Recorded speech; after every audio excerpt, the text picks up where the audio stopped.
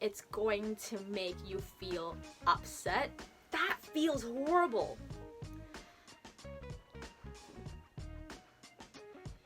It's not just, I'm passionate about this and I'm gonna go and do it and I'm just gonna tell people about it and they're gonna be like, wow, she's good. It's not really true. You're still working. You're working your ass off.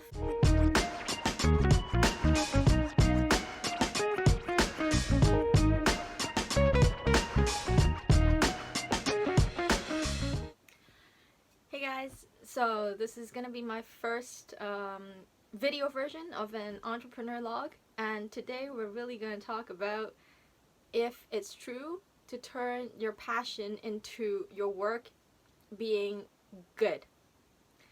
So personally, I've turned my passion into two of my full-time jobs, the one that I have right now as well as one that I had before.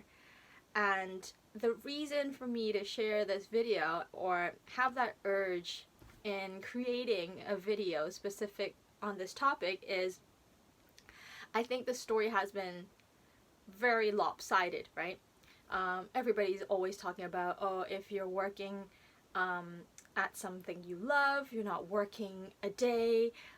If your work is your passion, then everything is great. And I really just want to showcase the other side of the story. Not that I don't think working what you love is a bad thing, but definitely there are thoughts for us to ponder before we jump into turning our passion into our day job. So here it is. Now, first thing is, when you're talking about work and transforming that into your passion, what you love, the first thing that, particularly for myself, the experience is the whole dynamic sort of shifts. So before, what I mean is when you're working on something that you love, it's exciting, it's fun, it is very enjoyable, right? And then you're like, wow, I really like doing this. Maybe I should turn it into something I can earn a living out of. Now the thing is, throughout that transition of doing something that you love as an activity to doing something that you love as a thing that pays for your bills, that transition is going to make the experience very different. So the first thing that I really wanted to talk about or share with you guys as to what I have personally experienced myself is that the more you love what you do, the more it's going to make you feel upset when something wrong happens. So if you're thinking about work or just your full-time job, let's just say you're a salesperson at a store and you like the job and it pays all right, and the clothes are okay, you don't mind getting them at a discounted staff rate, but you might not buy them full price on your own, right? So there you can tell that it's more leaning towards work than a passion. And then with that said, when a customer actually comes in, looks at the clothes, and then perhaps says to the friend next to them, and it's alright, I mean, it's okay, but it's kind of overpriced. Or, the quality is okay, but I don't know, I don't feel like buying it. It doesn't really match my outlook or anything, any kind of comments that they have on the product. You're not going to take it personally. You're just going to be like, it's fine. If they buy it, they buy it. If they don't, it's okay. I'm just going to do my job. I'm going to try and give them anything that they need. And if they walk out from the store, it's fine. I'm not going to remember it after maybe lunchtime, right? Now turn that around. Think about that as being your passion, right? You're passionate about every single thing in this store. You absolutely love every product in this store. You would pay more than it's priced for if you were to get it yourself as a customer. Imagine the same scenario. You're going to be pissed off. You're going to try and defend that product to the maximum that you can ever defend it. And you're going to get upset when when the client actually walks out of the store. That's exactly what I want to emphasize. So for myself, For those of you who don't know, I'm a content marketer based in Hong Kong, and I help entrepreneurs create their content strategy, and I educate them on content distribution via social media and digital marketing channels. So that's where my passion lies. I can get very, very in-depth into every single minute detail or best practice or just every single thing about this whole work, job thing I have. So before I stepped into doing this as my job or even starting my own business providing such services, I thought it was going to be enjoyable, right? I thought it was going to be motivational for me to wake up every single morning and get started and be like, yes, I'm going to tell another entrepreneur how great content is going to work for them and things like that. Yes, I still have that feeling, of course, but every single lead or person that asks me about content marketing and then kind of destroys it because out of whatever reason that they have, it kills me, right? I think if you're working on something you're passionate about, you have the same feeling. It just is so frustrating, right? And that's one of the things that comes along with turning your passion into your work. I think that people often kind of just don't think about, right? So it really is a big toll on you personally if you choose to go down that path. So that's the first thing, right? Now, the second thing that people often don't think about when they're turning their passion into their work, thinking that it's all going to be rainbows and butterflies and things like that, is that it actually involves a very, very long process or a high level of education. So you are passionate about something. There's definitely a process that you've gone through in order for you to be very passionate about that thing. Right? So for myself, I used to love to read and write and create stories, and it had facilitated me in different stages of my life. I got into schools because of that. I got to meet people online because of that. I created a community because of that. All these experiences kind of consolidated into this passion because it has been very pleasant for me. So content marketing, like I mentioned, right? That's what my whole passion lied, right? Now, when you're trying to get out into the world and tell people about this, especially leads and clients who think, wow, Joyce is doing really great with whatever she's doing and building her business and, achieving goals and things like that.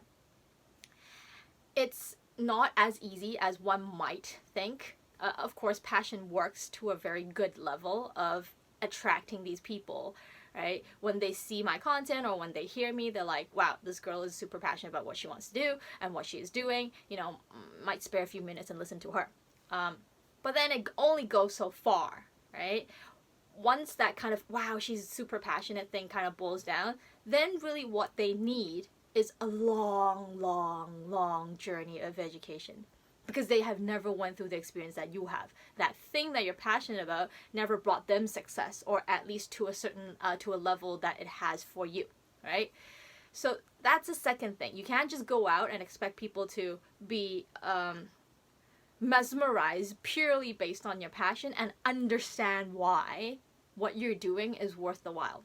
And for me, I think that really hit hard as well, right? The amount of education that I had to do, just going it through the whole concept down to its nuts and bolts of what content marketing is, takes a long time, right?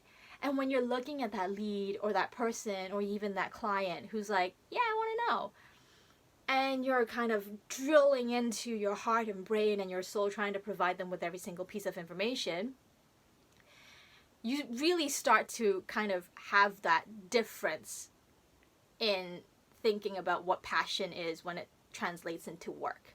It becomes this whole process of teaching somebody something. Then you have to actually really think about this. Are you somebody who's open in educating people? Are you somebody who's open in telling people about all this stuff? You might be a superb designer. You might, have all the skills and passion for designing. But if a client or a lead or a person who, simply wants to know about your work, do you have the patience level to even explain to them what you're doing? If not, then you're actually kind of closed in a box by yourself, just passionate about what you do, which of course that can lead to success too. It's kind of action speaks louder than words. But what you have to understand, what I'm trying to highlight here, is when you're turning your passion into work, you have to expect there's a large level of communication that needs to go on before you just kind of do your thing and, you know, achieve whatever goal you're trying to set for that.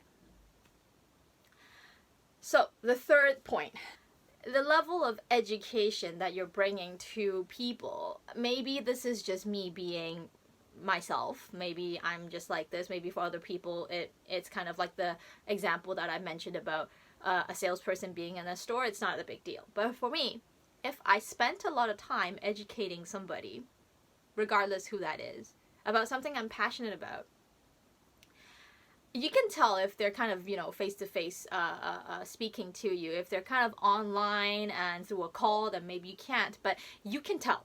You can definitely tell when that person either is not that interested or doesn't really buy into what you're saying, or was actually kind of just being polite and saying that they want to know, but they actually don't.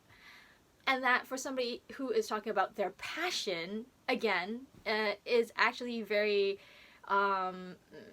demotivating, right? You're trying to tell them all about these exciting things. It's kind of like kids, you know, I love this toy, I'm trying to tell my mom about it, or trying to tell my friends about it, and they're like, yeah, whatever, it's not that cool. That can be more painful, for me at least, than working in a job doing things that you don't love. Right? Not talking to the degree and level of something that you hate, right? So I'm not saying that I personally hate doing customer service and I'm going to do customer service and that's going to be better than me working on content marketing. That's not what I'm trying to say. But let's just say I don't actually hate just writing social media posts for people. I don't hate it. I don't love it. I don't hate it, right? That versus me being a content marketer, having to constantly educate people on what I believe in, and perhaps being dismissed, to a certain degree with their openness to the concept or how they view the concept is, right?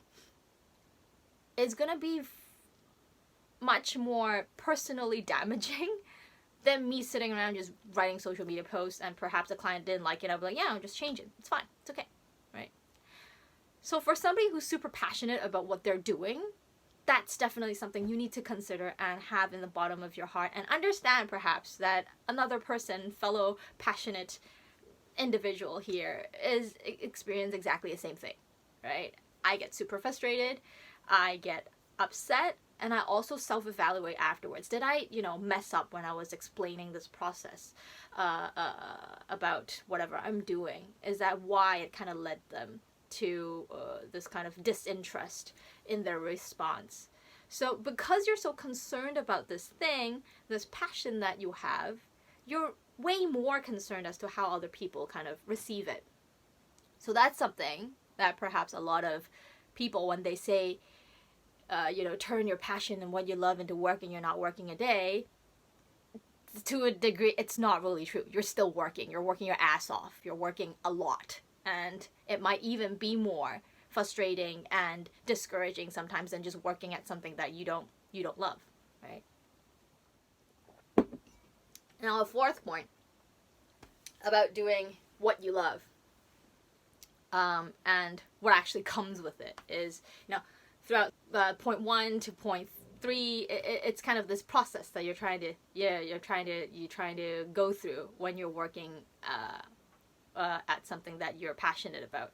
Now this part 4 is kind of what comes after that as well, right? Let's just say you're working at something you love, and then you're okay and open in educating people about it. You talk a lot about it, and then you can kind of just brush it off your shoulders when people are like, I don't know, like, yeah, you sound very passionate, but I don't know, I don't know if I should take you seriously or if what you're saying really resonates with me and things like that. There's 2 ways to go about that, right? You can either just step away and be like, okay, fine, it's okay, right? Or You could be like, actually 3 ways. Or you could be like, no, I need you to understand what this means. You don't need to agree with me, but you really need to understand, right? The third thing is, apart from them not understanding or not accepting what it is, the concern that actually grows there, maybe it's just me overthinking, but that person now becomes this kind of mini spokesperson for whatever you believe in, right? I don't really care what they think about me individually. They can love me, they can hate me. It's the world. There's billions of people. I can't just, become everybody's favorite person. But after that process of getting to know that person, telling them what your passion is about, what you work, things like that, they become your mini spokesperson, right? They now start to go around and tell people, hey, Joyce is passionate about content marketing, things like that, but I don't know, right? Like, I've never experienced it. I've posted things online. It didn't grow my brand or drive me sales. Tag, content marketing is not here to drive sales. That will be in another video. But anyways, and then they kind of spread this news, and regardless of however you kind of spread your news, they're going to travel faster. They're going to go much quicker than you are. That's why PR and things works really well for businesses as well. It's not just you, the owner or the individual who's going around talking to billions of people yourself, but there's other people trying to do the same work for you, traveling the message with their word of mouth, with their own presence, with their own groups of friends, community, blah, blah, blah, blah, blah, right? For me, if, let's just say, I know this is going to be like a kind of like a huge, grand example, but in quite a good number of aspects, I think they, compare itself quite well. Let's just say you're religious and you believe in something. I personally am an atheist. I don't have any of that, but if you believe in something, right, and you're trying to tell people about it, not because you're trying to convert them, that's the important part. You're just trying to tell them because they seemed interested. They're like, what do you believe in? Why are you doing this? Why are you doing that? And you tell them. And then they're like, right, I don't know why you're doing it. Or I don't feel comfortable in doing that myself. I don't get it. Right? You might feel that urge to really try and educate them even a bit further so that they're not miscommunicating what you believe in to other people. Right? And let's say they go out and they do. Right? That feels horrible. Because you're jeopardizing the whole image of this religion for all the believers. And it's the same as your passion. If you're passionate about dancing, you're doing the same thing for all dancers. If you're passionate about drawing, about painting, about arts, it's the same thing, right? You're devoted to perfecting this craft and you love it. You're trying to tell somebody about it because they were interested, not like you're going around promoting yourself. They were interested, and then they decide to give you like a random weird tag that's actually completely the opposite of what you're trying to tell them. And then they spread.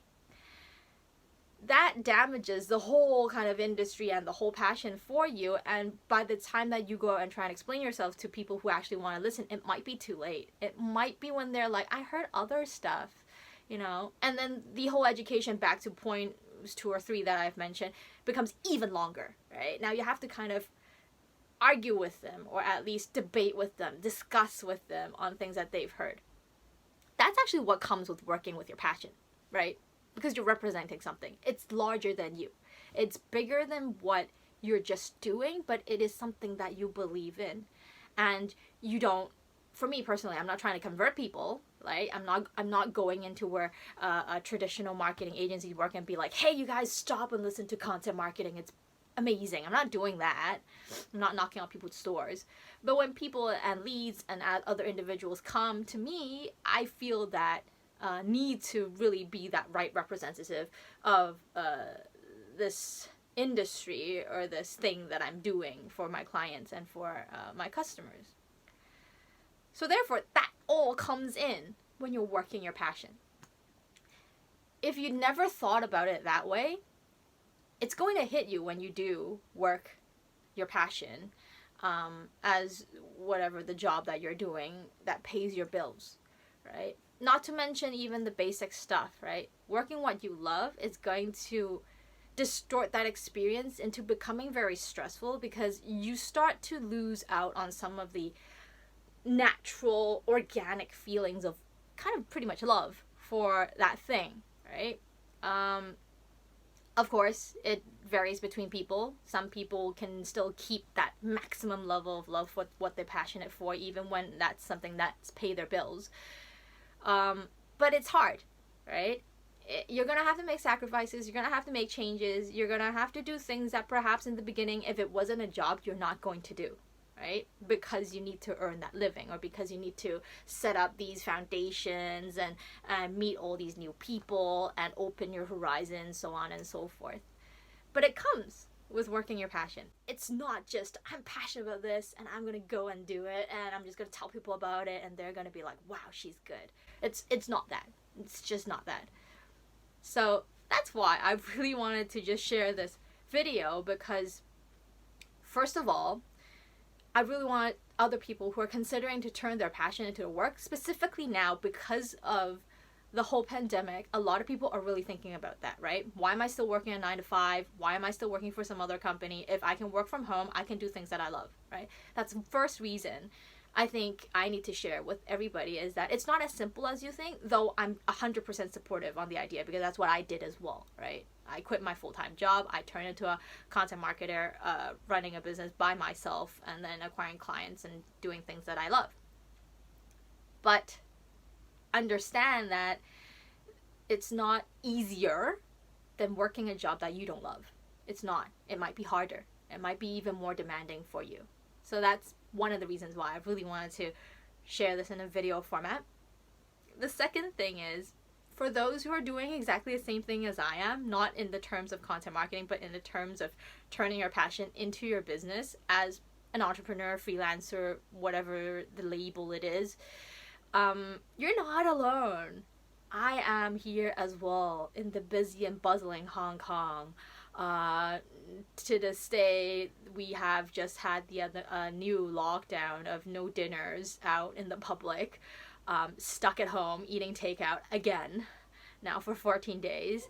I am here. I experienced exactly the same thing, and perhaps I experienced it even in a more dramatic sense, because I go through a long process of self-evaluation a lot of times when I experience these sort of feelings throughout my business entrepreneurial journey, when people come back with comments, come back with, this doesn't work, it doesn't work, all that kind of stuff. When truly in your heart, if you're passionate about it, you know it works. It takes time and effort and a lot of work, right? I'm here. So that's what I really wanted to say to others around the world who feels like, you know, I'm just doing what I love and people are not on the same page, right? It happens. Thirdly, of course, I feel this as an important part even for myself to record, right?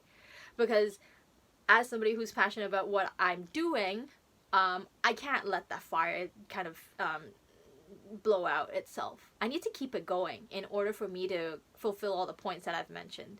And that doesn't come from a friend or a family member or what have you. Everybody have different agendas, and not everybody understands this whole idea of working what you love plus working it as your own business, growing it as an entrepreneur. You know, they might just feel heartbroken, and when you say you're kind of suffering from all these different conversations and it's, you know, it's tearing you apart. But that's not what we need. It's not like, just, you know, forget it, just find a job. Those are not the comments or the response that we actually need. We just need to know that we're going to get through this. We can do it. I just kind of get it out and hear myself speak a little too, right? Like, okay, well, I know these things, and if I'm up for it, then I'll just do it. Once I do it, it's going to work. I'm just going to, you know, keep going at it. So that's definitely the 3 reasons why I wanted to do this video and share with you guys as well. And let those who stumbling upon my channel to get to know me a little, and see what else this brings us, if I have any kind of resonance from cool entrepreneurs around the world. So yeah, I hope the video was enjoyable. I hope you got something out of it. I hope it inspired any sort of feelings or comments or ideas. That's what's important, right? It doesn't have to tell you to do exactly something. I just want to see if this idea resonated with anybody. So yeah, thank you for watching. Again, thank you for spending the last 20 minutes or so with me. If you are interested in anything that's related to things like content marketing, digital marketing, social media marketing, or if you're actually in the industry yourself, feel free to hit me up below by leaving a comment, saying hi, things like that. You can easily find me on the internet at Joyce Sang, JoyceTsang, contentmarketing.com. I'll see you then.